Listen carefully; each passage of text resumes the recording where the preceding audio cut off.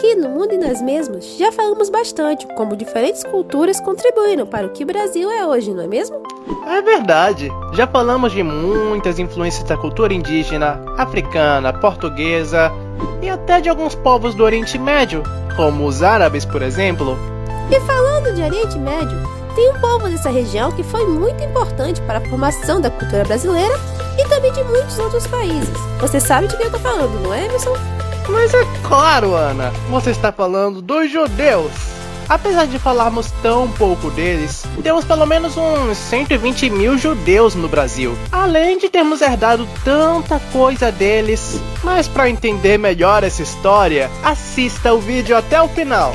Eu sou Ana Paula. E eu sou o Emerson. E você está no Mundo e Nós Mesmos, onde mostramos que a cultura está mais perto do que você imagina.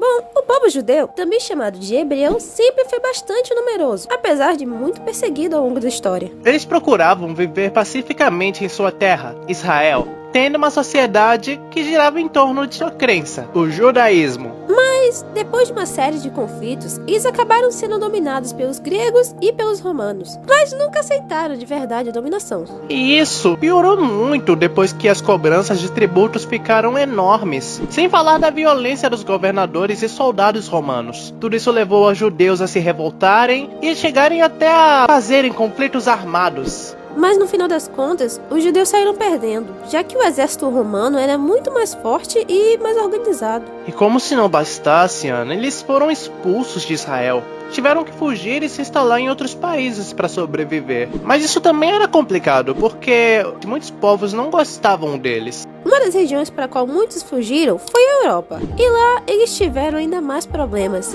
Grande parte disso foi por causa dos cristãos europeus, que erroneamente culpavam os judeus pela morte de Jesus, e por isso os maltratavam e perseguiam. Já alguns reinos queriam forçar os judeus a se tornarem cristãos, e quem se recusasse seria caçado ou morto. Eu só consigo imaginar que eles ainda não entendiam muito bem como o cristianismo deve funcionar, porque senão isso jamais aconteceria. Cristãos de verdade amam até seus inimigos, então toda essa perseguição foi uma crueldade sem sentido. Mas, apesar de toda essa perseguição, também existiam alguns lugares seguros na Europa. Entre eles, Rússia, Alemanha e Portugal. Em Portugal, por exemplo, a população judaica prosperou tanto que durante a dominação árabe, a cidade de Lisboa foi dividida em 3 áreas diferentes. Uma para muçulmanos, uma para cristãos e uma para judeus. Já que cada um desses grupos tinha uma visão bem diferente em suas crenças, acharam melhor organizar desse jeito naquela época. E com o passar do tempo, muitas pessoas de origem judaica se converteram ao cristianismo, mas mesmo assim, isso não impediu que eles fossem perseguidos só por serem judeus. Esse preconceito contra o povo judeu é chamado de antissemitismo e foi ficando cada vez mais intenso, infelizmente. E para conseguir escapar, muitos migraram para países da América, como os Estados Unidos e, é claro, o Brasil. A maioria até mudou seu nome e sobrenome para não serem reconhecidos como judeus. Eles escolheram vários nomes bem aleatórios, coisas como nomes de plantas, animais, coisas da natureza em geral, tipo Oliveira, Carvalho, Coelho, Ribeiro. E além disso, muitos nomes hebraicos também entraram em nossa língua, como Maria, José, Isaac, Gabriel, Rafael, Daniel, Débora e até mesmo o meu nome, Ana. E todos eles têm um significado bem especial. Vem cá, será que o seu nome também é de origem judaica? Conta pra gente aqui nos comentários o que ele significa. Mas sabe, a cultura judaica influenciou bem mais do que apenas os nomes. Outra influência bem legal está presente na nossa Constituição Federal, que possui certas normas morais, direitos e deveres que vieram da sociedade judaica. Além disso, as crenças de origem judaica incentivaram a formação de instituições de caridade e ações sociais ao longo da história, tanto em Portugal quanto aqui no Brasil. Mas sabe uma contribuição que Israel fez para nossa cultura que quase ninguém lembra? O Krav Maga, uma arte arte marcial israelita, cujo objetivo é autodefesa. E é uma das melhores nesse quesito. Afinal, ela não é tão difícil de aprender, não exige que o praticante seja forte ou atlético, qualquer uma dessas coisas. Enfim, qualquer um pode praticar. Além disso, o Krav Maga é muito útil para mulheres que desejam aprender a se defender. Sem falar que essa arte marcial não tem aqueles exageros esquisitos.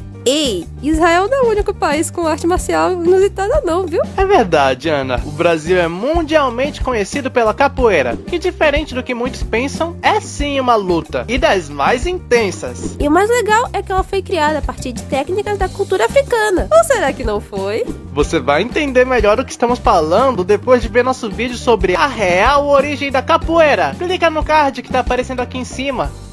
Você sabia que tem muita gente aqui no Brasil que tem interesse em aprender a língua hebraica? É tanto pela importância das religiões de origem judaica, quanto pelos estudos de arqueologia. Afinal, é um dos idiomas mais antigos do mundo. Para vocês terem uma ideia, aqui no Brasil nós temos o Centro Cultural da Bíblia e o Centro Cultural de Jerusalém, lá no Rio de Janeiro. Também temos o passeio no Jardim Bíblico, lá no Templo de Salomão, em São Paulo. Os três estão abertos para visitação, e é possível agendar uma visita de qualquer parte do Brasil. Perfeito para quem quer conhecer bem a história do povo hebreu, sem ter que sair do Brasil. Bem, apesar de todos esses altos e baixos na história de Israel e dos judeus, tem uma coisa muito boa e recente que temos para contar para vocês. Israel e o Brasil são grandes aliados. E isso já tem bastante tempo. Olha só, quando Israel voltou a ser um país em 1947, com a partilha do território entre os judeus e os palestinos, o presidente da Assembleia Geral da ONU era um brasileiro. O nome dele era Oswaldo Aranha. Tem até um pequeno monumento, que é uma placa em homenagem a ele, lá em Tel Aviv, que é a grande metrópole de Israel. Sem falar que o Brasil também foi um dos primeiros a reconhecer Israel como um país e tem se esforçado para manter a paz entre os árabes e judeus. Afinal, esses povos ajudaram muito a gente, não é mesmo? Pois é, Emerson, a cultura judaica já faz mesmo parte da nossa vida. Produzir conteúdo é demais. Consegue ser melhor do que assistir o que os outros produzem. Talvez você também queira fazer seus próprios vídeos, mas Você não sabe editar vídeos. ou não tem tempo para aprender, porque tem uma vida corrida cheia de ocupações. Temos uma boa notícia pra você. Conheço alguém que pode editar pra você sem cobrar muito caro. Esse alguém é Ana! É isso mesmo, gente, eu estou editando vídeos agora. Ela sabe fazer desde vídeos simples, como vídeos de formatura, casamento e viagens, até os mais difíceis, como gameplays e vídeos de curiosidades como o nosso. Você escolhe o estilo do vídeo, músicas, gravações e o resto deixa comigo. Você pode entrar em contato com ela pelo LinkedIn, Instagram e Fiverr. Os links todos estão aqui na descrição. Você sabia que tem muita gente que é descendente de judeu que foi muito importante? Tem o Albert Einstein, que foi um dos cientistas mais importantes da história moderna. E aqui no Brasil tem o Silvio Santos, que fez muitas contribuições para a televisão brasileira. Você conhece mais algum judeu famoso por aí? Comenta aqui embaixo. Muito obrigada por assistir e até mais. Shalom!